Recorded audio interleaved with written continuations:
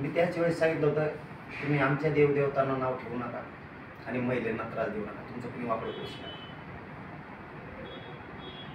ती औरंगजेब कुठून आला, तुम्हाला काय करायचं त्याचं? ज्याने स्वतःचे भावंतेच मारून टाकलेले म्हणते, क्रूर हत्या केल्या, त्याची माया करून तुम्हाला काय घेणं पडलं? हां ठीक आहे, तुमचा पैगंबरा साहेबांबद्दलचं वेगळं मत असतं, ते ठीक. तुमचा देव तुमच्या ठिकाणी, आमचा देव आमच्या ठिकाणी.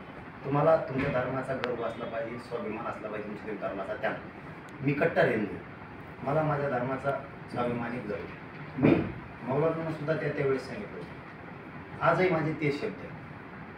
कारण तुम्ही 2-3 गोष्टीपासून लांब जा, काय करू शकत नाही तुमचं कोणी, कोण काय करतं ते आम्ही बोलू, पण तुम्ही नाही त्या ठिकाणी हात विनाकारण घातला नाही पाहिजे. ज्याला मानायची गरज नाही त्याला मानायचं. त्या औरंगजेबाचा यांचा काय समज, कशाला त्याला मानतो? म्हणजे निवडून येतो महाराष्ट्रात, आला उत्तर प्रदेश, असतो ते करतो औरंगजेबची, यायचं बदल डोक्याचं काही घेणं आहे का?